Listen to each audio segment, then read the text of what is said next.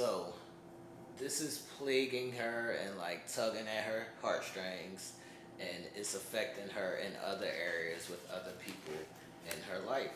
So Nell, what would you say to Ish, as far as giving her some advice on how to let go of some of that emotion, some of that pain that comes from her daddy issues?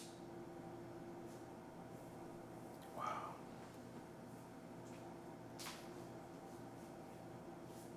I never know what to say to people because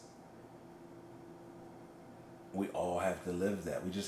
We have to walk down that street. Regardless if that street is long or dark, we have to travel it. And until we can, no matter what no one else says is going to ever make sense. I can't make it make sense. Only you can do it. A little backstory on that. Me and my father, my biological father, wasn't in my life in the beginning the way I wanted it to be. Now, who comes after me is 4 other boys. These young men, these men see me more as their father than their father because I had to give them what I was looking for in my father. And I started doing that at 14, 15 with my brother. My little brother, my youngest brother, I'm his dad. But my dad is his dad, but I'm his dad. We're 20 years apart. We relate more as father, son, big brother, little brother, more than my other brothers look up to me for that. And the reason why I'm saying that is because I didn't want them to resent him the way I did. But I also wanted them to at some point graduate that hate into love. Because if they didn't, they were going to cause themselves more pain than he is going to feel from them not being happy. I told them, regardless of whatever, he's still going to live his life, regardless if you like it or not. And as far as you're emotional about it or not, he's still going to live his life the way he wants to. You have to come to terms with it. But everybody's situation is different. But I would tell Aisha, whenever you're ready, whenever you're emotionally, mentally, and physically ready to attack that head on, is when you know you are. And the moment you are ready is the moment that was made for you. You're going to be free. Yep. You're going to free yourself from that. So it's going to come when you're ready to handle it. But I also want to say that these times of holding on to like the issues from the past is not going to help the future. Like the time that you have now. There was a time when my dad was in the hospital and my dad wanted me to come see him and X, Y, and Z. And I didn't go. I was a kid. I didn't want to see my dad in that manner. I didn't go. You can't get that time back. That time is gone. I can't go tomorrow. Like, that's over with. So the time that you have now, you can ponder and you can want apologies, you can want acknowledgement. What does all that really mean? It ain't gonna change what the motherfucker did to you. Ain't none of that shit gonna change that. That hurt and that pain is still gonna be there. It might ease it a little bit, but it's not gonna change what happened. Nothing's gonna change the past. So what do you want to do now in your present and in your future? Is what I would say.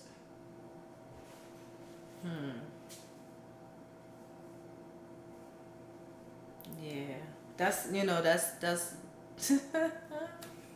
It's tough. That's tough. It's tough, and it's a difficult situation for me. And I mean, for many years, like I've been trying to work on this and get past this little hump.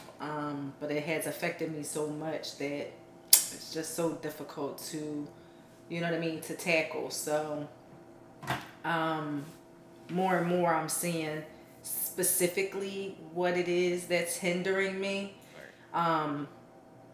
And trying to work through that, but I keep regressing I think too sometimes, like especially in regards to my dad, when I talk to my sister, my half sister with my dad, and she talks about him, or something happens with him, I get angry all over again. It's like reopening the wound over and over and over again, and so, not anything in specific, but right. So you get triggered.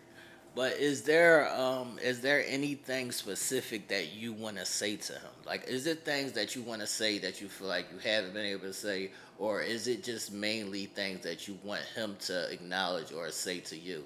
Which side does that fall on for you? You know what? The more and more I think about it, yo, I really do fucking feel as if y'all. I think this is what's grinding my fucking gears, right? I think I feel this motherfucker got off easy. Right.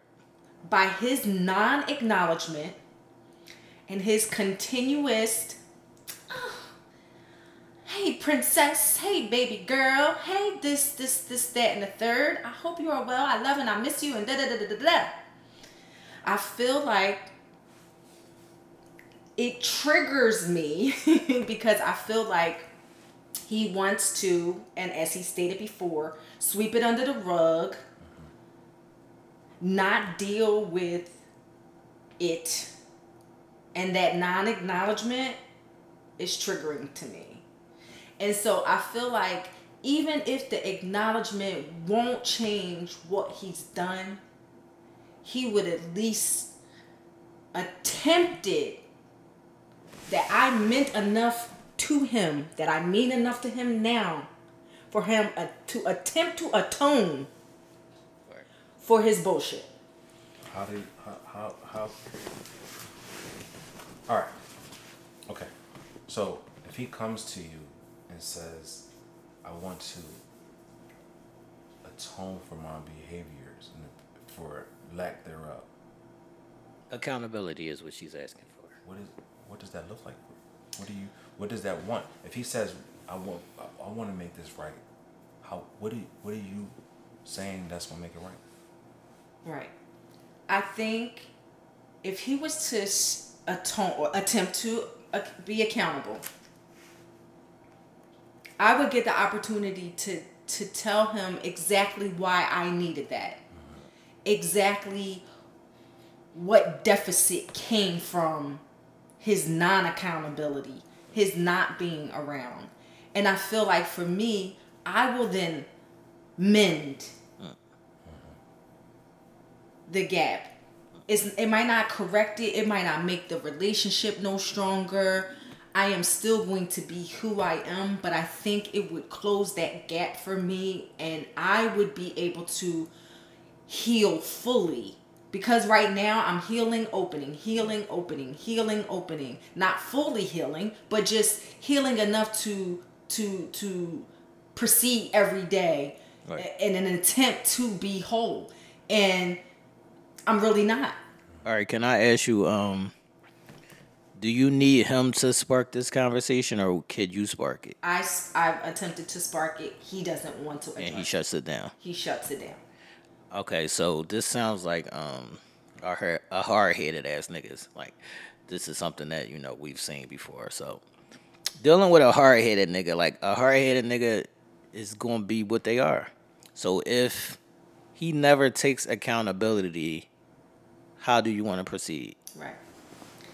I have to, I'm noticing, and I'm there, and I kind of noticed that I know he's not going to take accountability, y'all. Like, I But is there some things that you feel like you want to say to him that you haven't said yet? No. Because I've pretty much, yeah, absolutely. Because he doesn't know to the extent of the damage that he's done. Right. Because although I have stated, I was fucked up without you being in my life. Right. Or, he doesn't know the extent. He doesn't know the trauma that came as a young woman. He doesn't know the things that I have truly been through that I feel could have been different had he been in my life. So I feel like there are a ton of things that I can only say to him after the accountability happens, and he doesn't. That's what I mean. That accountability may not come. So I would say to get that shit out that you need to say. This might seem weird, and I'm not gonna harp on this point,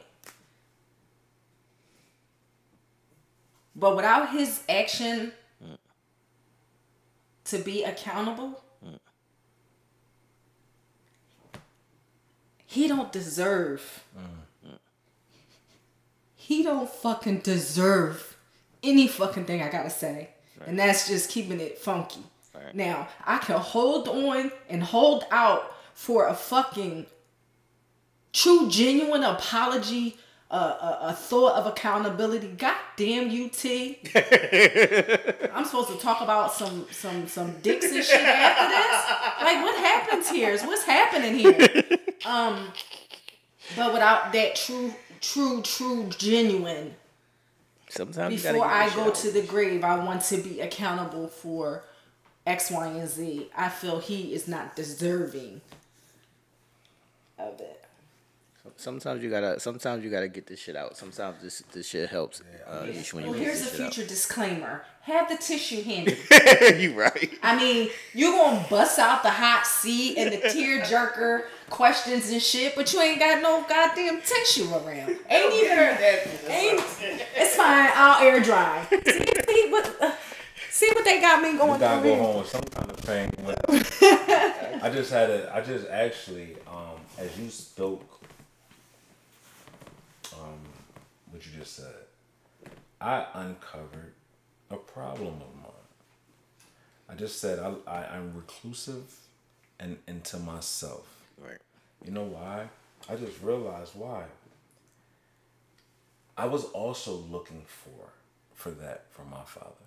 Right. An explanation, a conversation, a why. I had questions, but me always putting shit in the back burner and just not dealing with reality and just sweeping it under the rug is why I'm the way I am with a lot of things where I don't open up. I just internalize it, do it, and whatever. Because I said to myself, all right, as long as I have you here, your presence, as long as you're in my life now, I don't care about the why. Mm-hmm. And maybe I need the why to allow myself to let go of some of this hurt and anger and bitterness and everything. You know? Because a lot of it may stem from that issue. Daddy issues. Mm-hmm. Daddy issues. Man, like, straight up, I'm a man. Man, we gotta do a better fucking job. Facts. We gotta do a better job with our children. We gotta do a better job with our women. We gotta do a better job with ourselves. We prioritize a lot of bullshit over shit that makes sense. We got niggas that cars are like their cars are better than their homes. Meaning, the relationships they have with their cars are better than the relationships they have with their children. We got men who much rather run the street than run with their kids in a park. We gotta do better of understanding our own issues and our own pains and our own hurts and stop projecting them on others. Right. And also taking accountability for our shit. I gotta start with me before I can worry about why he did what he did. Right. But a lot of that shit stems from a lot of past traumas that we've been through, and we just continue to carry them through life. Mm-hmm. And we dump them here, there, and there, and causing issues everywhere we go. And hurt people. And we all hurt. And that's why we hurt people in the process. Be it selfishness, be it anything that you want to label it as. We all hurt. that we've been through hurt, and we gotta heal our hurts before we could project these on other people and cause them hurt. Thanks, T. Uncensored Minds. Don't No, I'm not mad because I do know, like, talking through it does help. Right. And getting it out does help. Oh my God. Right. I just want to say, They beat the Chiefs. wow. I just want to say, Okay. as parents and even as children, to our parents, we don't realize however they treated us creates a character in you. Like, it creates habits in you, and then we project those onto the people that's in our circle. So we have to acknowledge what those habits are or what those characteristics are, and then whether they're good or bad, you have to see if there's things you need to change or if there's things that's good, because those things are now being placed upon people in your circle.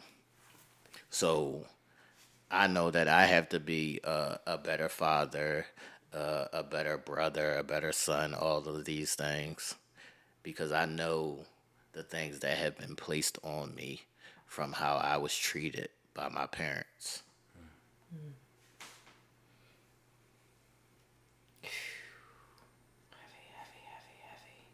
Heavy.